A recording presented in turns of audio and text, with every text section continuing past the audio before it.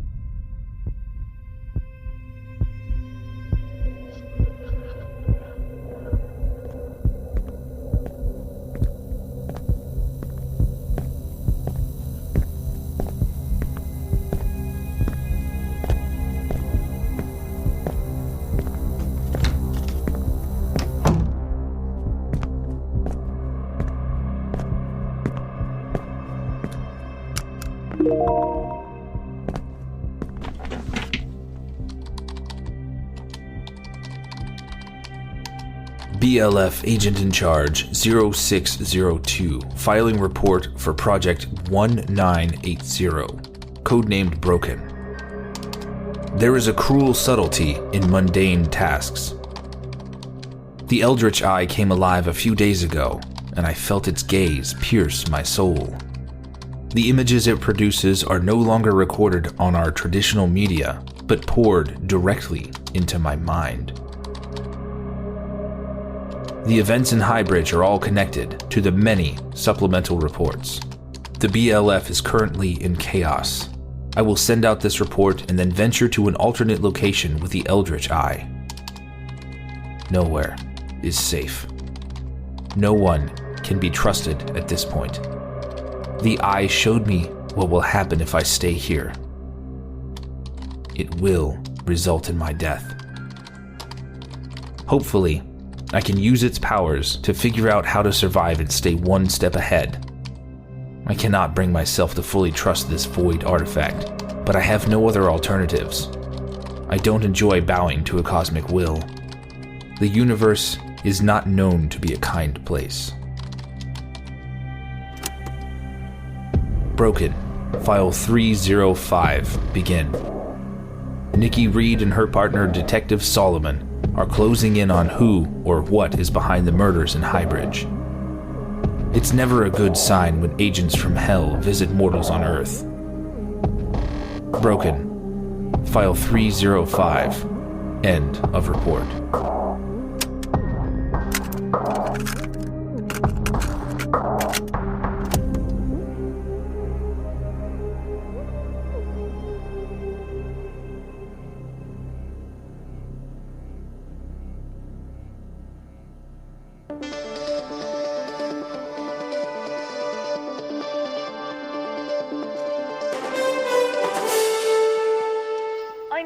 Standing outside the Heights in downtown.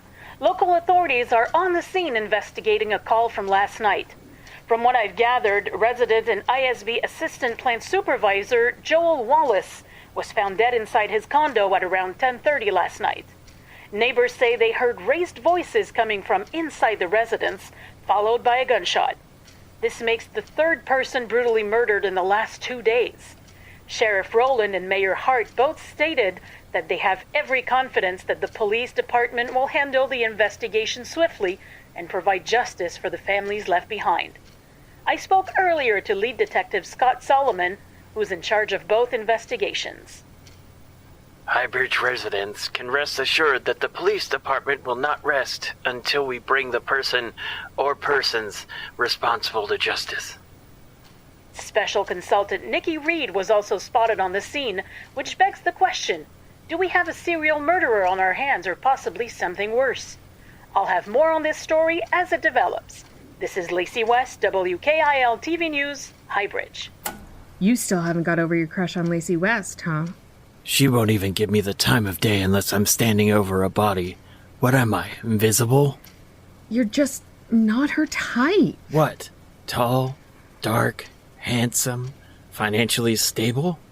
She only dates women. The thing is, whatever. Okay. Tall, dark, handsome, and financially stable. What can you tell me about our victims that you haven't told Ms. West?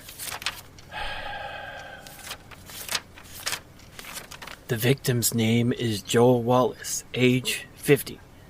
Worked as the assistant plant supervisor at ISB Chemicals.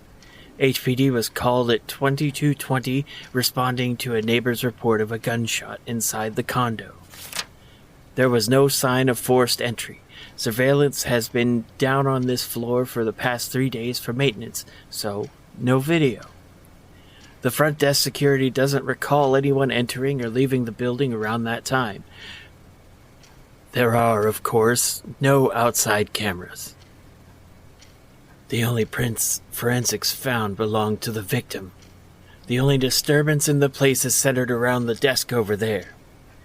Mr. Wallace was on his knees when executed. He was shot at an upward angle through the mouth based on the splatter pattern. Gunshot residue was found on the victim's hands, and the inside of his mouth were burned from muzzle flash. Doc says it might look like suicide, but the angles of the entry wounds are not consistent with a self-inflicted gunshot wound. Nothing valuable appears to be missing. The weapon was registered to Mr. Wallace, and it's in the lab for further testing to confirm it is the murder weapon. I bent down and looked into Joel's eyes. That familiar feeling washed over me as I felt myself pulled into the past. Joel was sitting at his desk when he got up and walked into the kitchen. There was a knife missing from the butcher block. I watched as Joel pulled a drink from the fridge, and a living shadow appeared by the pantry. It was a demon. No, many demons pretending to be one. The world swam as I reached out and steadied myself on the counter. I felt overwhelmed. The air felt thick enough to cut. Nikki, you alright? I stumbled back into the living room and watched as the demons flung Joel into the wall and the desk. A knife dropped to the ground, point first. My heart was racing, threatening to beat out of my chest. Joel pointed the gun into his mouth, but the demon's hands were around his. Medic! We need a bus for Reed! It's the same person. What the hell are you talking about? It's the same unsub. The Vics from Elm and here were killed by the same person? Yes. You gonna be alright? Yeah. Give me a minute.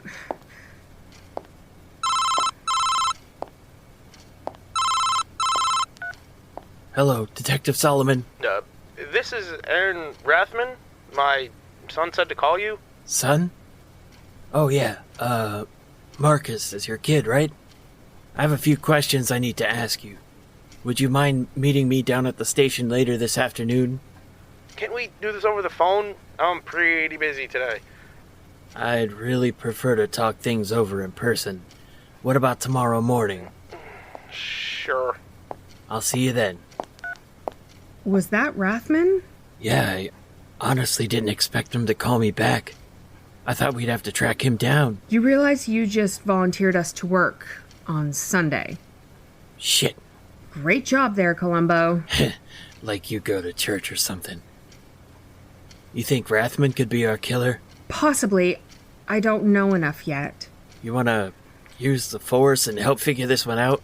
The Force isn't real, but it also says check the floor between your feet. I have a feeling there was a knife from the kitchen involved in making that gouge on the floor.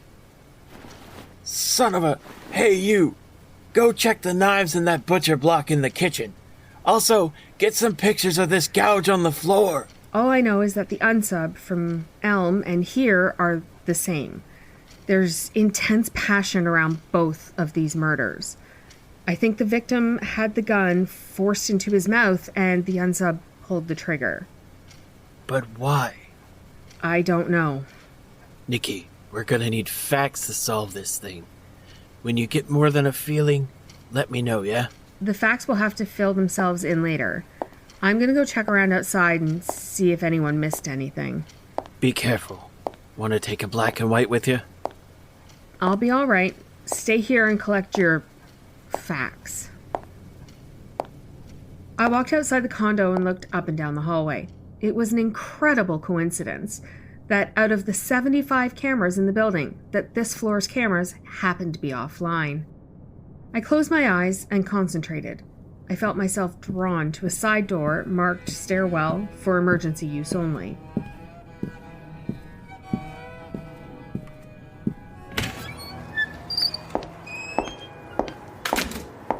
No cameras in the brick stairwell either.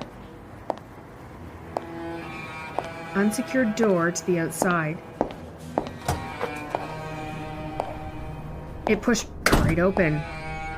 Dark, shadowy alley outside. Easy for someone to slip in or out and not be noticed at all.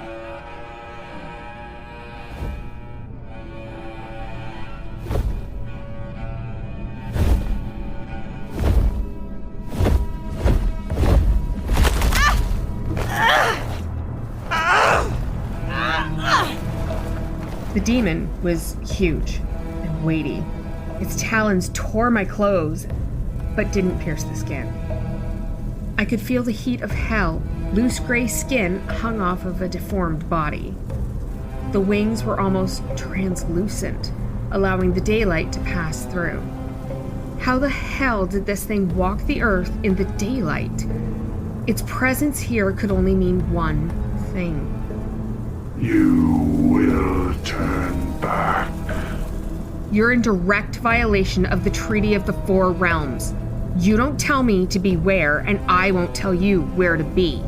Hell knows who you are, Nikki Reed. And I do not personally care much for the old laws. I would probably get a promotion for ending the existence of one marked by the Mount. Besides, I like you on your back. What do you want? I am searching for Legion. They escaped not long ago. I sense their foul presence near this building. Legion? Is that another demon? They are the Gathering. They are many. Be wary, human. They are one of the most powerful among us. I've battled your kind before. I'm not afraid. They are not like the rest of us.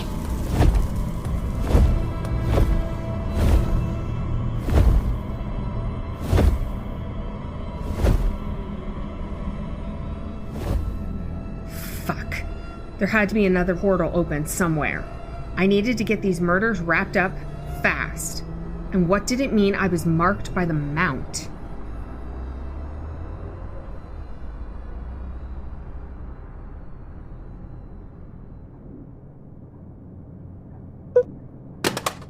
I hung up the phone with Detective Solomon. I knew he was going to be a problem. The Highbridge Police Department had a reputation of keeping bad things from happening. I was quickly destroying that facade. You okay, Dad? Such a simple question, but too complex to answer. How can I explain to my son that I beat down one of his teachers, killed his mother and my supposed best friend? Oh, yeah, and one of my bosses at work. Should have told that cop to go harass someone else. I'm probably his number one suspect anyway.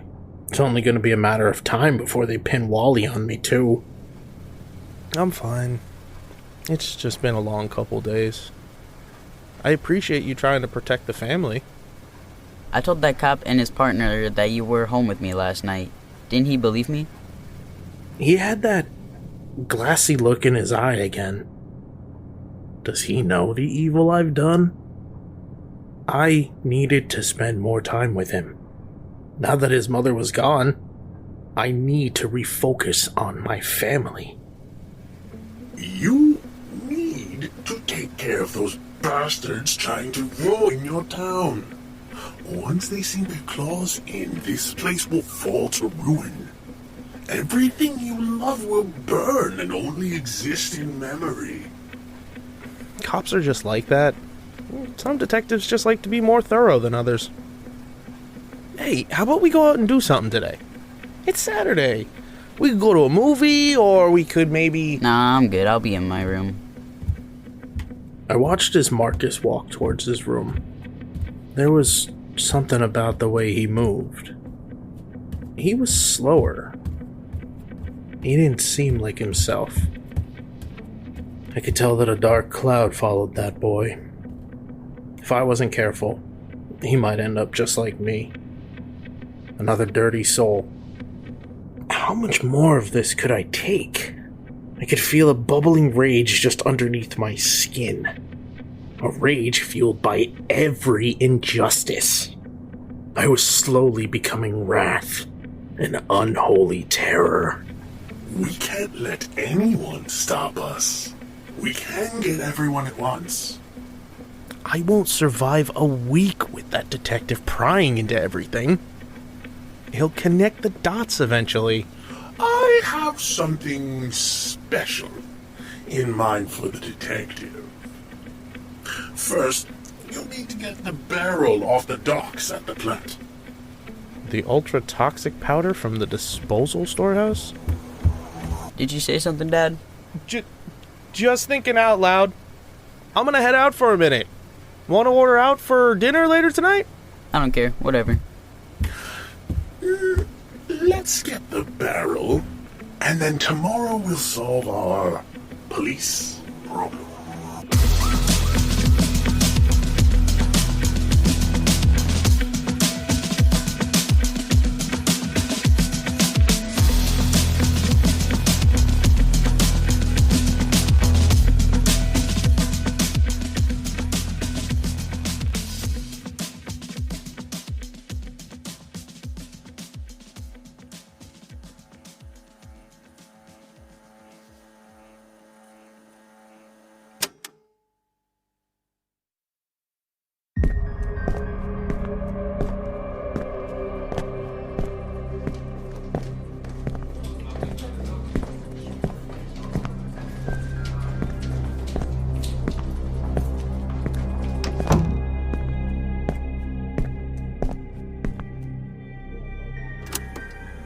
Supplemental report.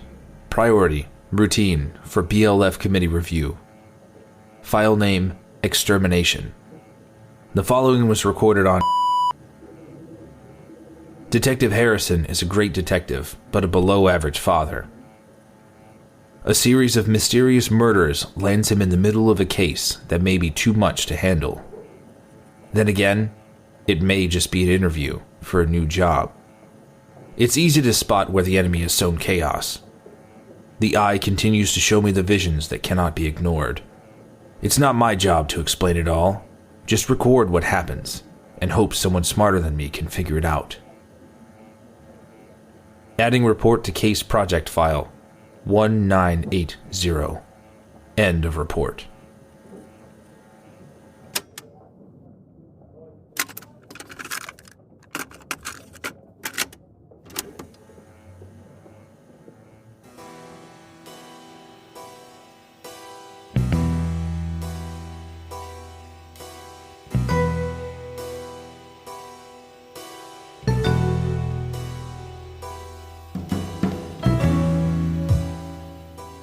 Sometimes you have to add a little blood onto your hands to understand who's the crooked one in the group.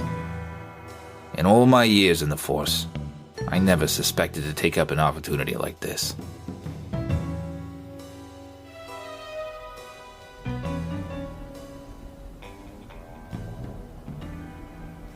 Whew. What a way to start the night. You're telling me. I was in the middle of porking your mom before I got the call. We've been partners for how many years? And you still hit me with the pork in your mom jokes. What? It ain't my fault she wants a good lay. Don't touch me, you freak. That I am, man. That I am. All right, what do we got, Dukes? Quadruple homicide. Possible arson. As soon as he said possible arson, that's what threw me off. The building didn't look anywhere near burnt, or even had a mild electrical fire. Yeah, when forensics was trying to get a DNA sample from the bodies, they couldn't because they ain't nothing but ash and bones. I would suspect Wrench to say some shit like that to throw off my scent, but if it's anyone other than him... Lo and behold, I'm staring at something from the Twilight Zone. I tried to get more information from the forensics team, but all they got for the 4 individuals was their gender. 3 John Does and a Jane. Based on the structure of the skulls, 3 of them looked awfully similar compared to the other. What about their clothes? They all looked like they just got cremated. Whoever did this was trying to cover up the tracks really well. I could try to salvage something, but no promises. Just do what you can to get us an identity. Yes, sir? Again, no promises.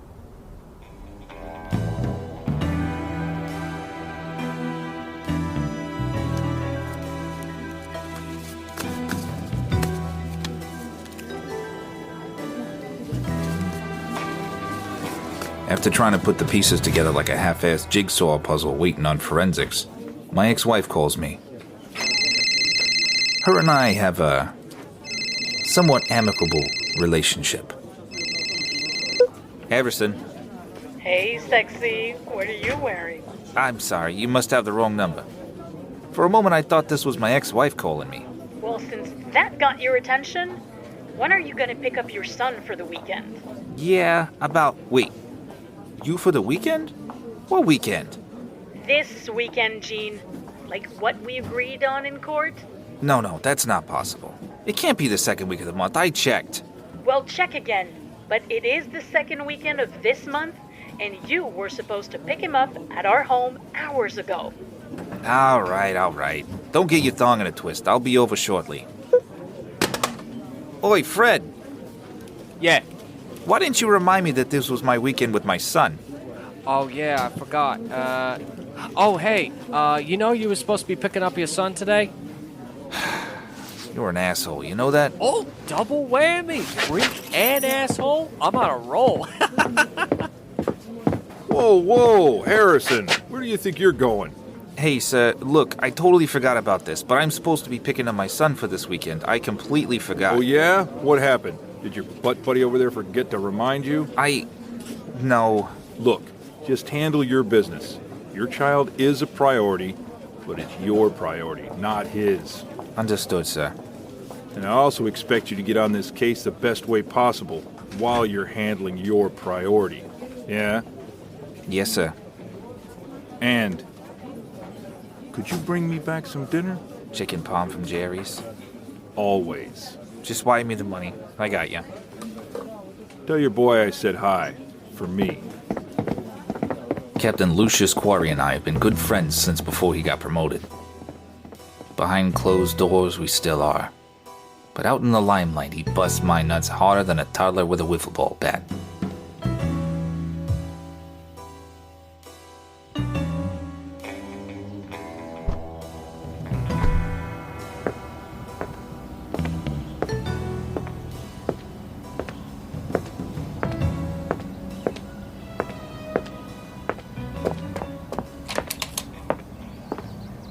It's about time.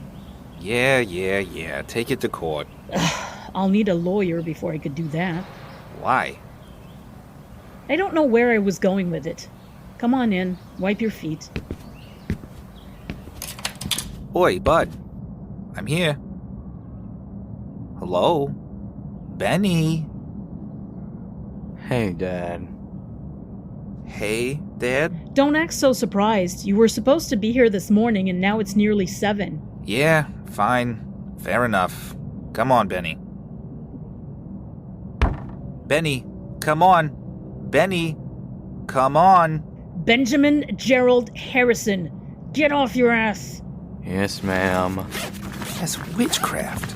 Makes sense, because before we got divorced, you were the one who called me a witch. First of all, that was Fred. And second, Go! Be safe.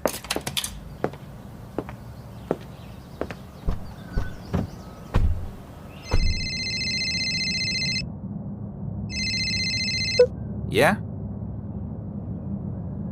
Wait. Slow down. What?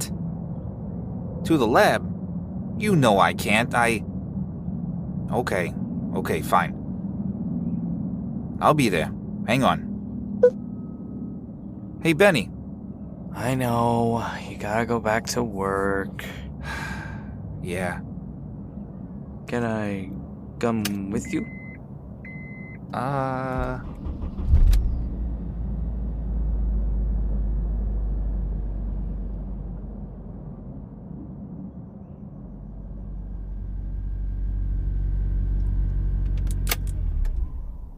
Benny, I know I said you could come, but I have some casework to take care of. Important stuff. So stay here till I come back. Shouldn't take but a half hour. Fine. Wrench usually calls me whenever there's a problem, or if he needs some assistance. Half the time, any of his requests for assistance is not anything work-related. He better have a damn good reason for calling me here, so I say to myself. And he did. Hey. Remember those Johns and Jane from a few days ago? No. It's been so long ago. We've seen so many people, so little. They're missing teeth. What? Yeah. All 4 skulls, missing teeth. You called me to come out here just to say the Johns and Jane were robbed by the fucking Tooth Fairy? No. Shh. Hey, come here. Look at the skulls. Just look at them. See any similarity? At first, I thought my partner was pulling my leg once again. As I looked further into the skulls, looking at the spacing from where the tooth was removed, they all looked the same, as if it was a copy of the original skull. They're all missing their canines. Did you notice that, or...? No. The team did. They left for the night, and I told them I would look after the evidence until the next shift comes. They should be here any minute.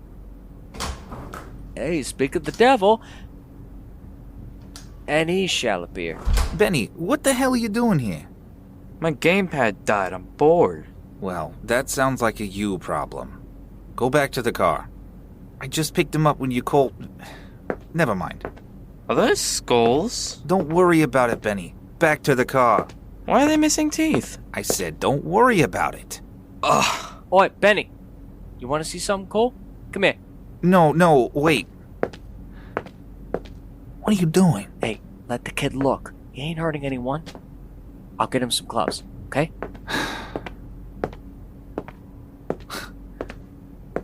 You look, but no touching, yeah? Yeah. Don't yeah me. You're very lucky when you got out of the car. No one scooped you up. Okay, all we had were lodges, so you'll have to make do, champ. Okay, thanks.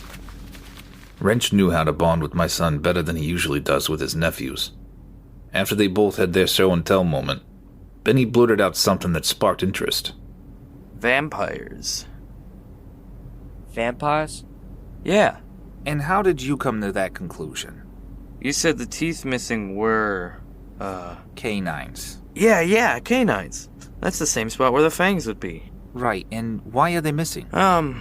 Well, usually to kill a vampire, one of the ways to do it is to pull out their fangs, stake them through the heart, and either chop off their head or leave them in the sun. And what happens if you kill them? I don't know. Sometimes their bodies burn in the flames or rot away. How do you know all this? Mom lets me watch horror movies over the weekend. Of course she does.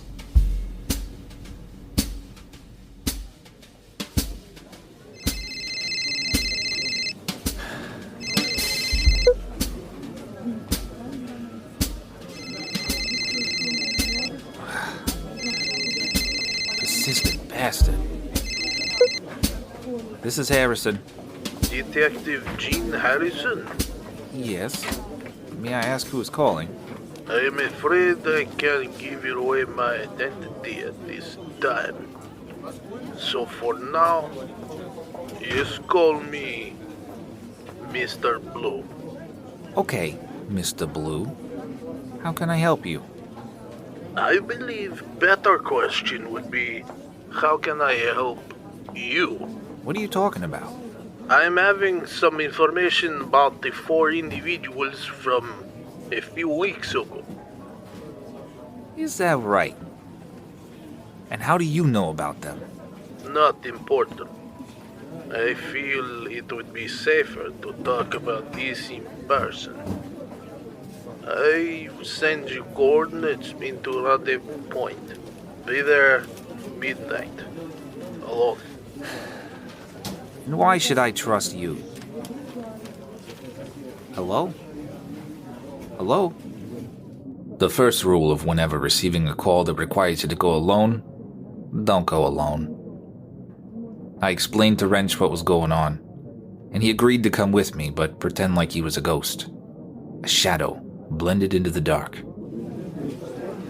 So, this guy who calls himself Mr. Blue sounds like a member of a mob. Or watches too many films about the mob. I mean, it is pretty common to use an alias, but Blue? No one likes Blue. I like Blue. Oh, then I guess you're a 1%er.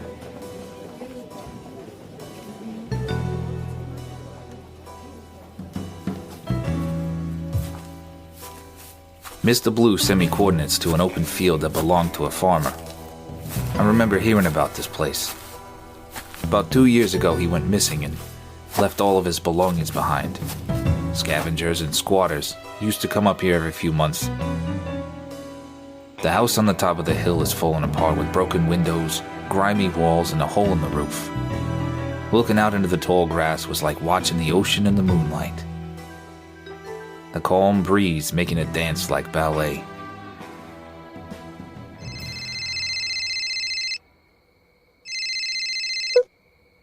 Harrison. I see you. Stay. You got it. Detective? Christ! Where did you come from? That's irrelevant. Here. Everything you need to know is in there. Okay, so why... What the... Hey, what the hell is going on?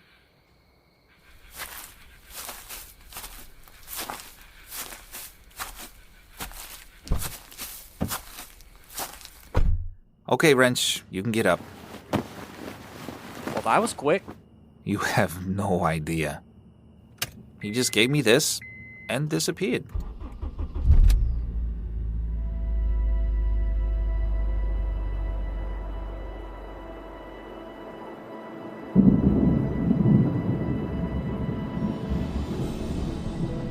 I sat and stared at this accordion envelope. Part of my mind tells me I should open it to see what's inside. Another tells me I should put it away and worry about it another time. But why would I brush off something so bizarre? A total stranger giving me the answers to a strange case not even Sherlock Holmes could solve. The moment of truth was about to unfold after opening it. My reaction was a little underwhelming. All there was were stacks of papers and pictures of mythical creatures. They appear to have prolonged limbs, bat-like noses with red piercing eyes, and sharp teeth. The papers were journal entries from what I assumed Mr. Blue had written. Other photos contained burnt exoskeletons on handmade crucifixes or lynched in public. I would assume it had something to do with the practices of extreme Christianity or Satanism. Searching through the folder, I found a flash drive. I set it aside for the time being and continued to read the notes. Whoever wrote them had illegible handwriting. My own son would have written better, even when he was 5. But a few words caught my attention, as they looked awfully similar to vampirism, Dracula, crucify, and blood. After trying to decipher the meaning behind the notes and pictures, I was mentally exhausted, and thought it would be best to turn in for the night until... Who the hell would that be at this hour?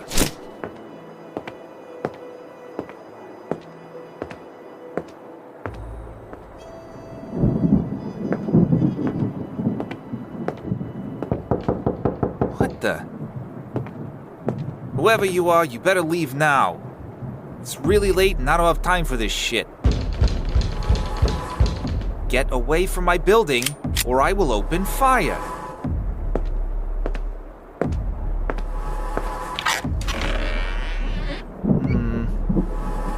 The moment felt like a nightmare, and I couldn't wake up. The lights down the hall began to flicker abnormally as the area grew extremely cold. Darkness started to consume the walls, the floor, and the ceiling of the hall, from the far wall towards my door. Quickly, I slammed the door and locked it. From the other side of the door came... Naughty. Leave. Now!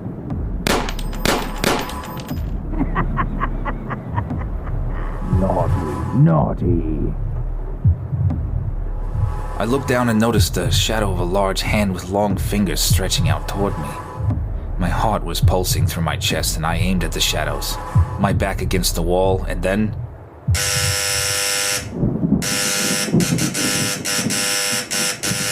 Yeah? Detective? Yes? Is Mr. Blue? What? Where are you? Here. Was that you? Just now? What was? You know, the knocking, the voices, the shadows. That wasn't you? Wish to say it was. Oh no. This happened before I paged you. Yeah? Did you open door? Yeah? Did you let it in? No, I closed it as soon as I saw the hallway turning to black. Damn it. What are you doing? Protecting us. I wasn't sure what to expect after Mr. Blue snuck into my apartment, but I tried to keep an open mind for as long as needed. After he opened the door, the hallways were fully swallowed with darkness. Even if you were to shine a light, it wouldn't show a thing. I then felt a tremor at my feet. Mr. Blue was at the ready, holding that green liquid in his mouth as the tremor grew worse. I heard a shrieking sound like an animal as a figure emerged from the shadows, sprinting towards us. What the fuck? I've had my fair share of being assaulted, whether they were on drugs, angry, or just making a desperate attempt to flee. They all get put down, legally or not. They all look the same, their eyes wide with anger or panic. But not this one. His eyes were full red. Not bloodshot, but all around red. A look of pure desire to quench their thirst for blood. Skin as pale as an albino, and fangs like an animal. If I may say, I nearly experienced death for half a second. The moment Mr. Blue flashed his purple light towards it, all I saw was the creature's skin melting, burning into a black crisp as it shrieks even louder while falling down hard onto the floor, wallowing in pain. Ugh, what? Why did you do that? Even though I've seen kinkier stuff on the internet, it seems this was part of Mr. Blue's protocol.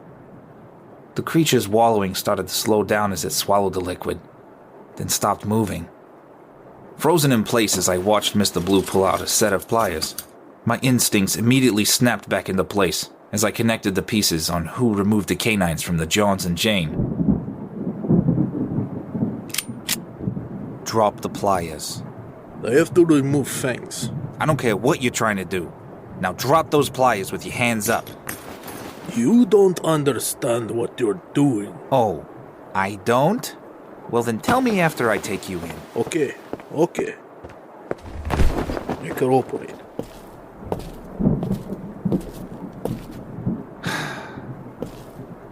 Listen, I'm willing to give you a chance because whatever just happened caused you to save my life. That doesn't mean I'm gonna drop my guard.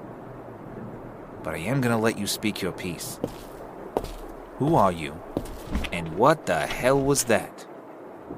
As I tell you, I cannot say real name, but I can tell you what that was. It's a hunter. It was sent to seek you out and take you down. I've fought tougher ones before, but Luckily, this one wasn't that impressive. Okay, and the light you flashed? It's light that emits ultraviolet rays. Their skin is sensitive to sun, which is why they appear at night. You're saying that thing was a vampire? They do not like to be called as such. Known to be more soulless silhouettes. The term vampire is like calling out racial slur. Fine. And the liquids? Protection remedy mixed with holy water. The kind I spit in mouth was infused with garlic oil, causing the insides to melt as they swallow. Very descriptive. And finally, how did you know where I live? And how did you know I was under attack? I follow you. I know you're not going to like answer for your next question, but it's truth. Folder I give you, it was bait. You motherfucker! Wait. Listen, hear me out. It was very risky. I did not want to do this. But you were only a few people who were thoroughly investigating case. I had to see how far you're willing to go. That's why I call you. You mean to tell me you were fishing? In a way, yes. Out of all the crazy stories I've heard, from pathological liars to coked up junkies, this one took the cake. How many more are there? They're all over. They can be anywhere. But cannot stop one by one. They will just keep coming back. Clans can sense when one has been lost to death. Only way to kill horde is to kill leader. Another reason why I contact you. Their leader is right under your nose. What are you talking about? Your superior, the captain. He orders Italian cuisine, but does he ever eat it? What does that have to do with anything? Does he normally appear during day or at night? Stop it. I've known him for many years, even before he got promoted, and I know damn well it's not him. How can you be so sure? Shit. What are you suggesting? First, we take care of Hunter on floor. As for Captain, I have plan.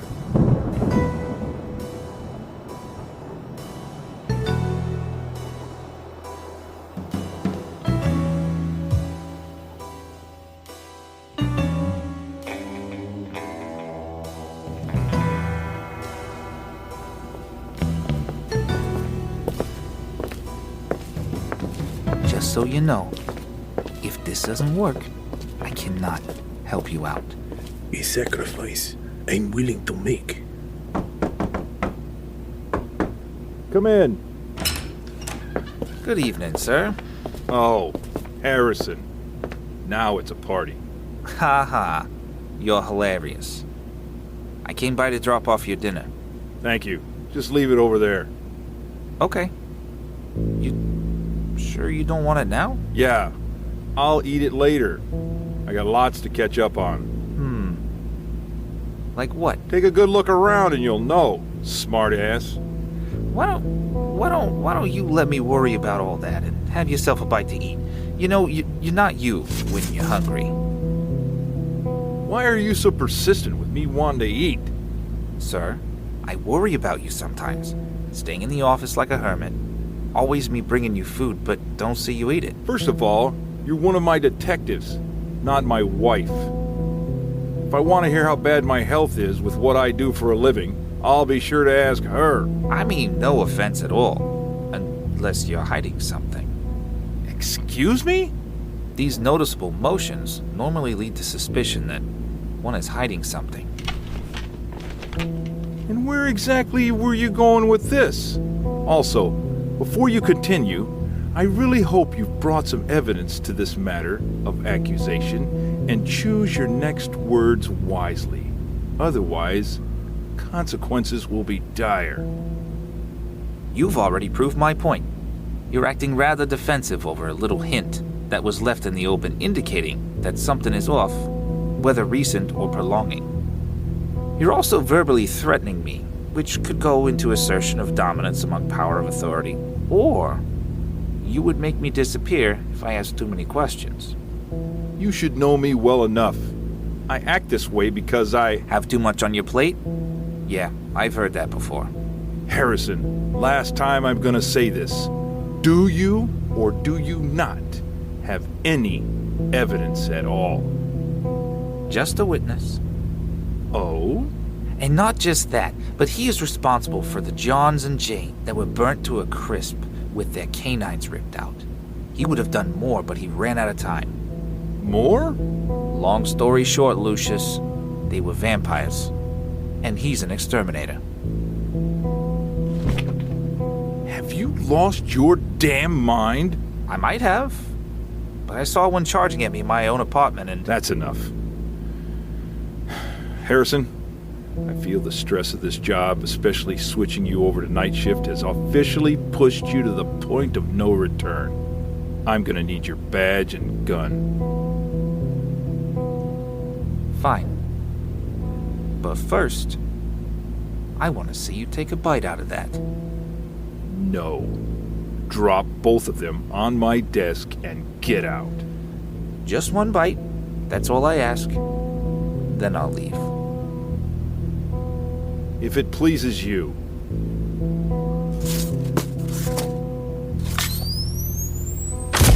Lo and behold, Mr. Blue was right. After the whole ultraviolet light was triggered, my whole body froze. My mind was racing as it felt like time had slowed down before he opened the container. All he told me was to act like a concerned friend and make sure he opens it before you leave at any cost.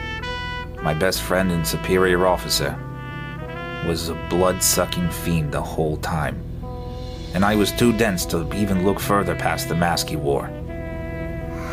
As I watched Lucius fall to his office floor, flailing around, blinded by the light, I took advantage of the opportunity and pierced his heart with the collapsible stake Mr. Blue loaned me. After his body festered awfully fast, like a time-lapse video, I noticed more shrieking was heard from outside the office. All of the officers in the precinct were in agony, their bodies decaying with screams as piercing as nails on a chalkboard. All except Mr. Blue, who remained in his chair. Thankfully, not everyone in the station was affected by their vampiric bloodline. I was worried Wrench was one of them. Holy shit! What the hell happened? Long story. Okay, then give me the Cliff Notes. We've been working for the wrong kind of people. And it looks like I have another job opportunity. Yeah, doing what? Exterminating.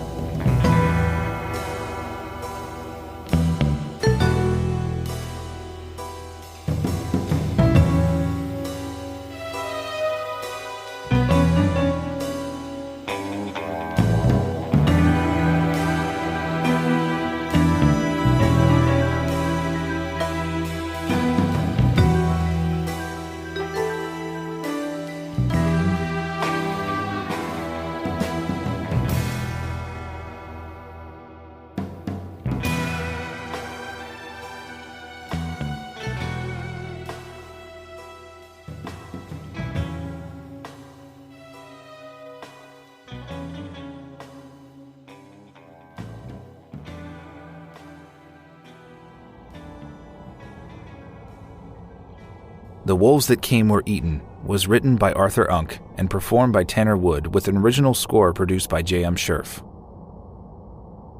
The Calm Before the Storm Part 1 was written by Arthur Unk and performed by Katie Tattrie, C.M. Peters, Erik Fones, Evan Jaffe, J. Phillip Morris, and Spencer Leininger. Extermination was written by Chanon Caruthers and performed by Tanner Wood, Chanon Caruthers, Jessica Bryant-Clack, our resident old man, and J. Phillip Morris, with episode artwork by Tanner Wood. We are well into our Season 3 and have open submissions for Season 4. If you would like to have a story of yours featured here on the Baseline Feed podcast, check out baselinefeed.com for our open submission call. If you just have an idea for a short story, our community of self-dubbed baseliners that we've built over on our Discord server are willing to give all the direction, help, and encouragement you could ever need. Consider joining us there if you need inspiration, or maybe hop in on some game nights that we host on a regular basis. Finally, we want to send a special thank you to our patrons. Your contributions to the BLF really do help keep the lights on. All the eternal love and appreciation to you guys. We're always looking to support new voice actors, writers, and producers here at the BLF. Please reach out via email if you have any interest in contributing to the show. All the links that you would ever need are in the show notes.